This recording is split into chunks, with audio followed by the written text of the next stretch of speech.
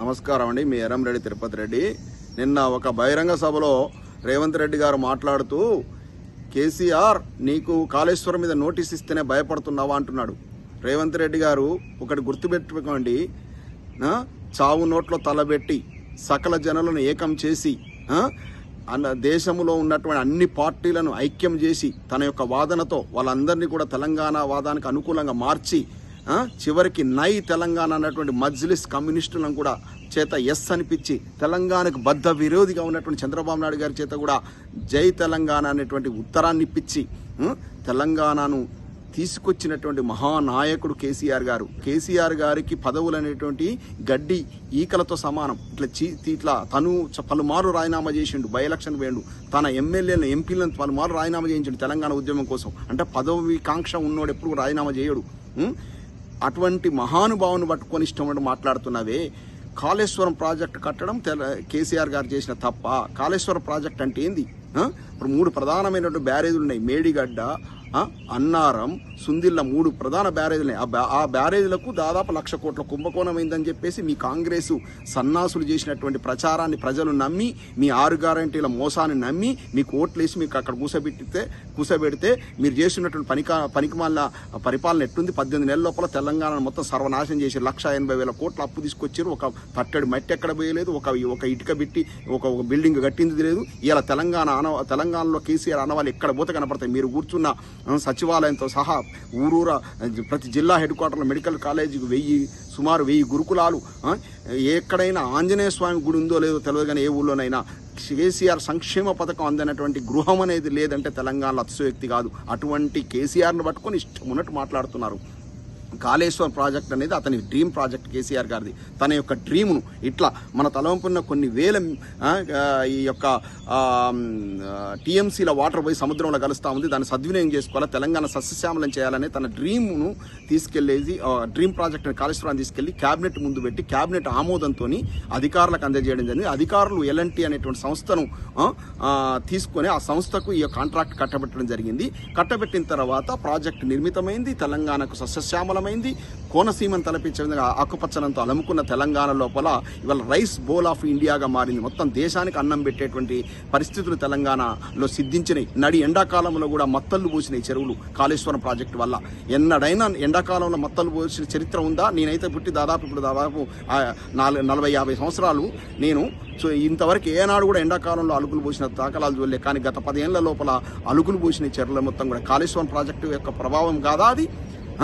ఏదైనా ముఖ్యమంత్రి నిర్ణయం తీసుకుంటాడయ్యా. ఇప్పుడు నువ్వు తీసుకోవట్లేవా?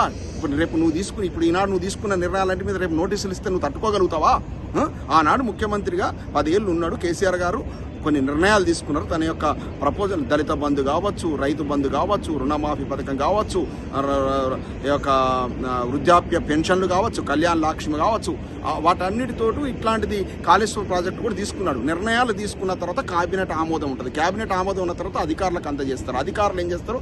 దాన్ని అమలు చేసే బాధ్యతను తీసుకుంటారు. అమలు చేయడంలో ఏమైనా అక్రమాలు జరిగితే అధికారుల మీద చర్యలు ఉంటాయి. ఈ యొక్క ప్రాజెక్టు లోపల ఏమైనా లబ్ధి చేకూరితే అప్పటి ముఖ్యమంత్రి కావచ్చు, మంత్రులు కావచ్చు, వాళ్ళ మీద చర్యలు తీసుకోవచ్చు. మీరు ఆ లబ్ధి గురించి ఏమైనా చెందిందా లేదా అనే దాని గురించి మాట్లాడకుండా ఈ పనికిమాలిన నోటీసులు ఇవ్వడం ఏంటండి? ప్రాజెక్ట్ కట్టడం నేరమా? ప్రాజెక్టులో ఒక బిల్డింగ్ కడతామండి. బిల్డింగ్ కట్టిన తర్వాత 3-4 ఏళ్ల తర్వాత ఒక చిన్న ఏదన్నా లోపాల వల్ల చిన్న ఏమన్నా క్రాక్ వస్తుందో, గోడ క్రాక్ వస్తుంది, ఇల్లు మొత్తం కూలగొట్టుకుంటామా? సుమారు 300 పిల్లర్లలో 2 పిల్లర్లు కుంగితే దాన్ని మొత్తాన్ని ప్రాజెక్టు మొత్తం నాశనం చేస్తారా? ఏమన్నంటే నోటికొస్తే 1,00,000 కోట్లు పెట్టిరు 3 బ్యారేజ్లకు అంటారు. ఎన్ని పెట్టిరండి? సుందిల్ల బ్యారేజ్కు 2,200 కోట్లు, అన్నారం బ్యారేజ్కు 2,500 కోట్లు, 4,600 కోట్లు ఈ యొక్క మేడిగడ్డ బ్యారేజ్కి, మొత్తం కలిపి 9,300 కోట్లు. 9,300 కోట్లు కట్టి నిర్మించినటువంటి 300 పిల్లర్ల లోపల ఒక 2 పిల్లర్లు కుంగినాయి. 1,500 కోట్ల ఖర్చు పెడితే ఆ పిల్లర్ రిపేర్ చేయొచ్చు, బ్రహ్మాండంగా నడపవచ్చు. రిపేర్లు వస్తూనే ప్రాజెక్ట్ అన్నాక రిపేర్లు రాకుండా ఉంటాయా? దాన్ని పట్టుకొని నోటీసులు ఇస్తామని చెప్పి కొన్ని రోజులేమో ఏది ఫార్ములా 1 రేస్ మీద కేటీఆర్ గారికి నోటీసులు అంటారు, ఇక్కడ వచ్చేసి కాళేశ్వరం నోటీసులు అంటారు, ఇంకేదో అంటారు, పనికిమాల నోటీసులు, ఫోన్ ట్యాపింగ్ నోటీసులు అంటారు. ఏంది? మీ చేతుల్లో అధికారం ఉంది కదా, మీ ఫ్రెండ్ మోడీ చేతుల్లో అధికారం ఉంది కదా, చేసుకోండి. ఎవడొద్దన్నాడు? ఆయన కేసీఆర్ అనేటువంటి భయపడేటోడా? కేసీఆర్ను ముట్టుకుంటే తెలంగాణ అగ్గైతుంది అనే విషయం మీకు తెలియదా? ఒక చిన్న పొరపాటు జగన్ గారు చేసినటువంటి పొరపాటుకు చంద్రబాబు నాయుడు గారిని ఒక 10 రోజులు జైల్లో పెడితే ఏమైనా తుడుచుకోపెట్టుకపోయింది వైఎస్ఆర్సీపీ ఆంధ్రప్రదేశ్ లోపల. ఆ పని మీరు చేస్తారా?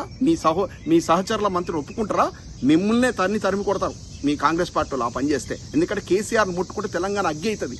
ఎంత భావోద్వేగం ఉంది. ఆ భావోద్వేగం ఇలా ప్రపంచవ్యాప్తంగా విస్తరించింది. ఓన్లీ తెలంగాణ కాదు. ఒక చిన్న పిలిపిస్తే కేటీఆర్ గారు వస్తే కొన్ని వేల మంది ఎన్ఆర్ఐలు వచ్చారంటే అర్థం చేసుకుని అమెరికాలో ఎవరు బిజీలో వాళ్ళు ఉంటారు. అయినా కూడా ఆ పనులను వదిలిపెట్టి కొన్ని వేల కిలోమీటర్లు మైళ్ళ దూరం ట్రావెల్ చేసుకుంటూ వచ్చేసి డాలస్ లోపల సుమారు దాదాపు 10,000 మంది ఎన్ఆర్ఐలు సమకూరింటే తెలంగాణ భావోద్వేగం ఎట్టుంది. మీ యొక్క చెత్త పరిపాలన వల్ల తెలంగాణ వాదులు మొత్తం కూడా వాళ్ళ యొక్క మధ్యలో ఉన్నటువంటి చిన్న చిన్న విభేదాలను కూడా పక్కబెట్టి అందరూ ఐక్యమైనటువంటి పరిస్థితి ఏర్పడింది.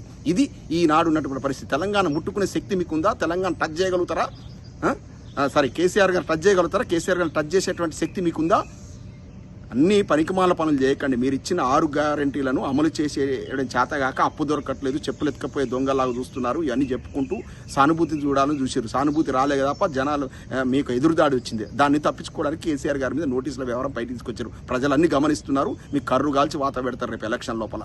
ఇలాంటి పనికిమాల పనులు ఆపి కనీసం ఏదో వచ్చింది అదృష్టంగా ఒక పదవి, ముఖ్యమంత్రి పదవి, అలాగే మీ మంత్రులకు దాన్ని సద్వినియోగం చేసుకొని కనీసము జనాలు ఉమ్మేయకుండా ఒక రాజ్యం చేసే ఆ యొక్క 6 గ్యారెంటీలు అమలు చేసే చిత్తశుద్ధి ఉంటే దాని మీద ఫోకస్ చేయండి. ఈ పనికిమాల పనులు పక్కకు పెట్టండి. ఎవరికి భయపడట్లేడు.